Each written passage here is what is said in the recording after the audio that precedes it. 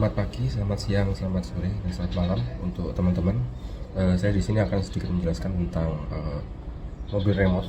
Jadi ini sasis mobil remote control. Ini skala 1:10. Ini untuk yang on road, penggunaan on road. Lalu ini untuk yang penggunaan off road atau rally. Sama skala 1:10 juga. Di mata kuliah pas Future Management ini, pas Future Art and Sport, saya sedikit banyak mendapatkan pengalaman tentang hobi saya sendiri. Saya akan jelaskan basic dan pengalaman yang saya dapat selama 1 semester ini. Jadi saya akan menjelaskan sedikit tentang sejarah skill atau setup mobil remote. Nah, setup mobil remote RC itu terdiri dari spurring, setup spurring atau chamber, toe dan caster, atau istilahnya spurring kalau di mobil 1:1-nya. Terus ada setup untuk damper. Damper itu adalah skok atau suspensi ini. Bisa dilihat foto ini. Nah, setup damper itu. Nah, seperti ini. Setup damper dan tipe ban. Jadi tipe ban itu juga banyak sedikit mempengaruhi untuk tergantung penggunaannya. Dan yang terakhir ada gear ratio. Gear ratio itu perbandingan gear dari input ke outputnya atau dari motor ke ban gitu.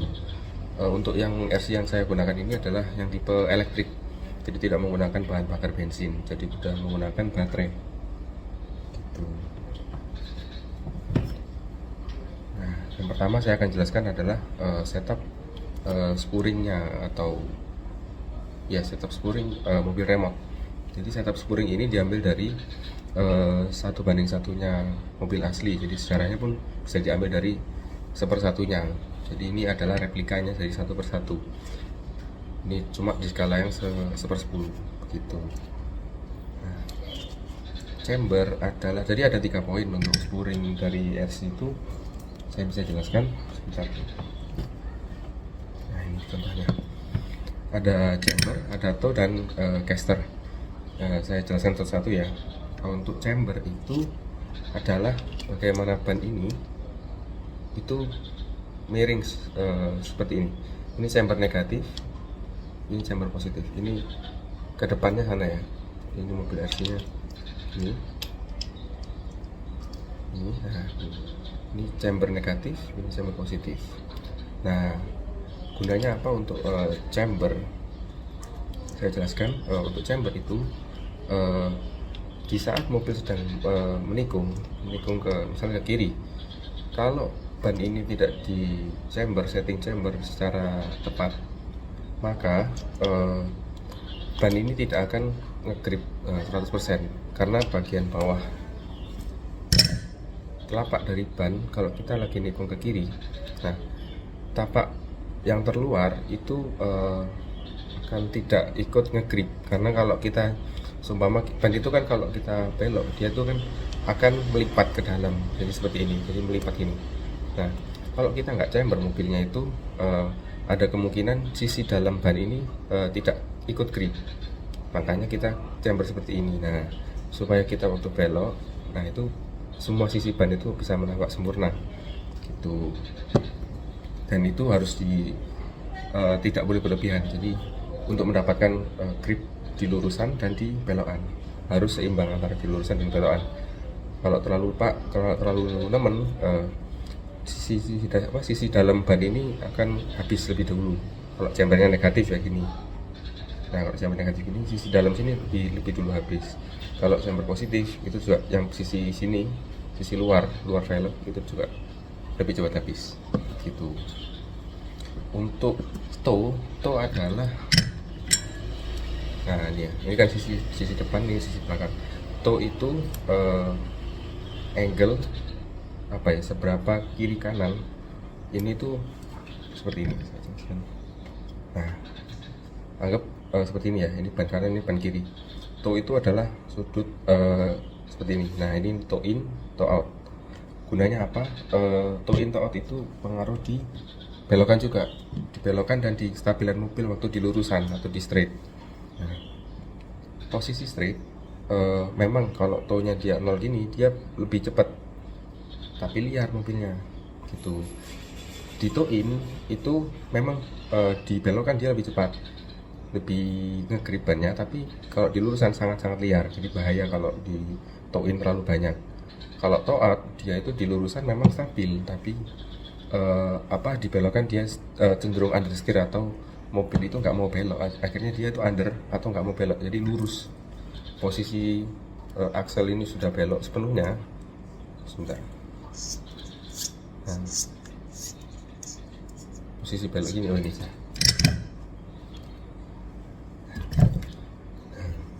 Ini posisi belok seperti ini. Nah, dia nggak mau belok kalau memang townya itu terlalu out. Begitu juga kalau terlalu in, itu juga dampaknya apa, di lurusan dia mobilnya nggak stabil. Kalau 0 juga nggak stabil, tapi harus sedikit tow out gitu. Jadi yang ini membuka ke kanan, yang ini membuka ke kiri gitu. Itu. Nah, lanjutnya ada caster. Caster ini biasanya setupnya default dari tergantung chassisnya. Kalau chassis yang kita pakai ini, nah ini settingan caster itu fix mengikuti si knuckle-nya, arm knuckle. Ya mungkin bisa lebih jelas ini mobil ini. Oh, udah aja. Nah, caster itu sudut dari ball joint atas dengan arm. Jadi caster itu sudutnya harus begini, miring ke depan gini. Itu supaya apa? Kalau di lurusan itu mobil bisa stabil. Jadi ban itu juga bisa lurus sendiri kalau dia berjalan maju. Jadi dia bisa membantu ban itu supaya tetap lurus. Fungsi caster itu seperti itu. Juga nanti dia membantu kalau misalnya kita belok. Nah, pas. Kalau kita belok, nah ban ini berbelok dan buat sudut seperti caster. Tapi sudut ini terciptanya karena belok. Nah, seperti ini. Nah, itu namanya caster. Caster itu nanti bantu grip juga di belokan di mobil SUV seperti itu. Selanjutnya ada setup damper. Nah, damper ini setupnya nggak banyak dan itu harus disesuaikan sama medan atau track yang kita pakai nanti. Untuk damper sendiri itu paling berpengaruh di mobil yang rally seperti ini. Nah, damper itu scope. Itu damper. Nah, damper itu fungsinya untuk meredam jalan yang tidak baik, jadi jalan rusak-rusak itu. Nah, fungsinya damper itu yang meredam itu supaya mobil kita tetap napak ke tanah. Nah, ini damper juga. Nah, ini kelihatan. Nah, empuk kerasnya damper itu tergantung dari minyak yang di dalam shock dan tergantung kerasnya pernya. Nah, kita itu punya beberapa pilihan minyak seperti ini.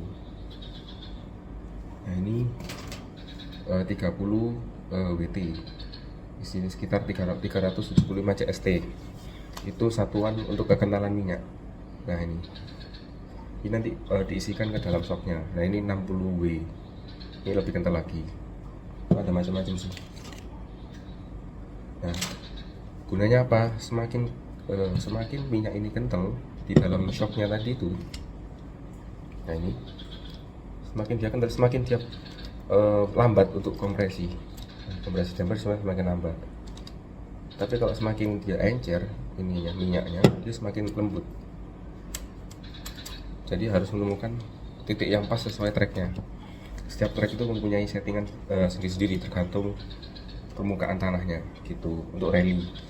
Sedangkan untuk yang di on road yang seperti ini sebenarnya tidak terlalu tidak terlalu ngefek, karena kalau di on road permukaannya rata, jadi ini pun travelnya dikit. Jadi main scope-nya dikit aja. Kalau bedakan sama rally ya, rally kan off road itu lebih panjang.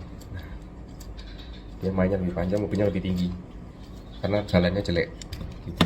Yang depannya kayak on road, off road, bedanya itu. Selanjutnya ada ban mobil, setup ban.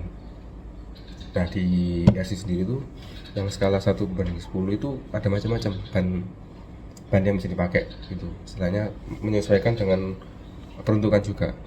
Misal kayak di rally itu dia butuh ban yang banyak tahunya, banyak kembangnya. Itu fungsinya untuk apa? Mencengkeram di pasir atau di tanah. Ini kan agresif, tahunya kan agresif. Semakin dia besar tahunya, semakin peruntukannya semakin kasar. Tapi nggak tentu semakin grip juga gitu. Jadi menyesuaikan juga dengan kompon atau bahan ban yang dipakai juga gitu. Yang tadi itu off-road tires ya.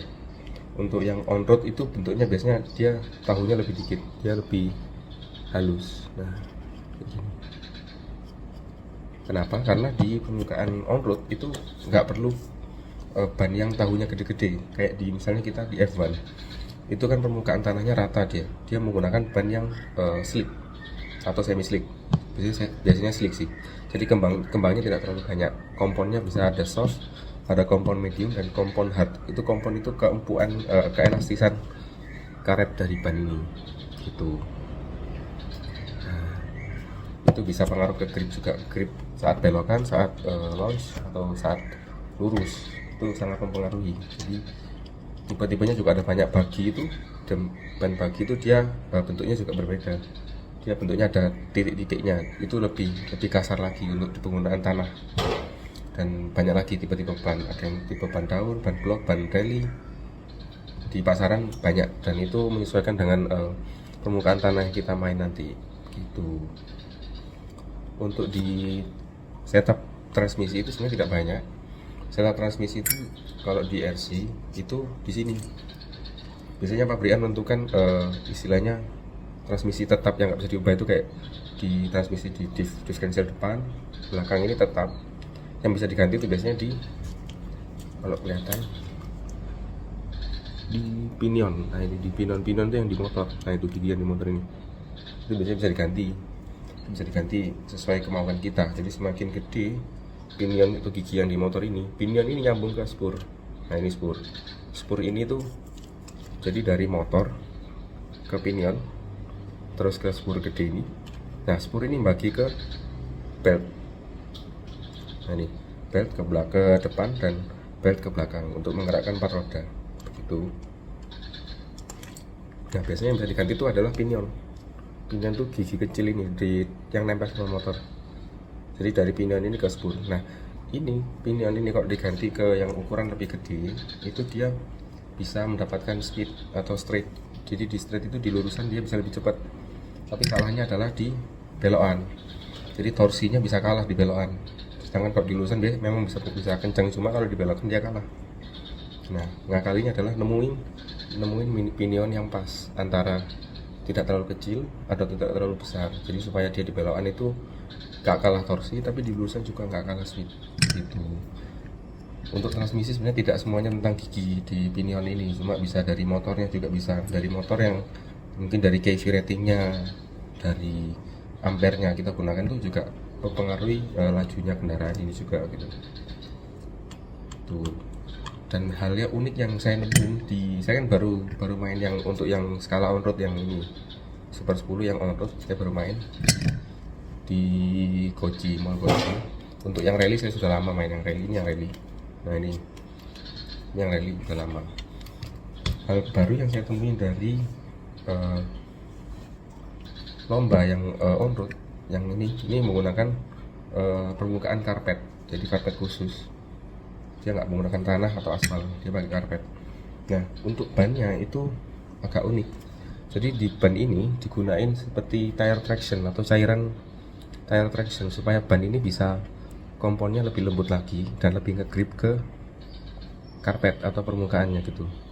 Nah itu pun diaplikasikan nggak bisa langsung, jadi harus diaplikasikan dulu, terus dikeringin dulu pakai tisu, terus ditunggu. Jadi setiap sebelum balap harus dikasih cairan tire traction gitu. Itu hal yang baru saya pelajari di on road. Saya kebetulan main on road barusan kuliah ini. Kalau on road sudah lama, sejak SMA gitu. sekiranya itu, oh iya, ini yang remote yang saya gunakan. Saya pakai Futaba 10PX. Ini untuk sehari-hari. Kalau lomba apapun mobilnya pakai ini. Jadi transmitternya satu, receivernya ada banyak, ada untuk on road, untuk off road itu bisa pakai satu remote gitu. Untuk settingan di remote-nya ini sangat detail dan sangat banyak, dan setiap settingnya itu beda-beda. Ada untuk setting ini tampilannya kayak gini. Nah, itu settingannya banyak. Kalau di ini mau ngatur untuk giroskopnya itu bisa ngatur di sini semua. Untuk throttle-nya, throttle response atau dari belok responsnya itu bisa. Jadi remote ini juga berpengaruh terhadap respon kendaraannya. Karena ada di teknologi yang baru-baru yang mahal-mahal itu dia support istilahnya super response atau SR. Jadi delay respon antara remote dan mobil itu bisa hampir nol. Sedangkan di remote yang lama itu belum support. Jadi di remote yang baru itu sudah support SR. Nah, di sisi servonya, ini servo itu untuk penggerak beloknya. Ini servonya, ini untuk gerakin belok kiri kanannya. Nah, ini servo. Nah, jadi gitu. Untuk servonya harus support response dulu, harus support SR dulu. Remote-nya juga harus support. Itu nanti bisa delaynya bisa hampir nol gitu, karena itu dibutuhkan kalau di permainan balap, karena membutuhkan presisi gitu. Oke, sekiranya itu saja yang bisa saya jelaskan dari mobil remote dan demonstrasinya untuk remote. Terima kasih teman-teman. Selamat pagi, siang, sore, dan malam. Terima kasih.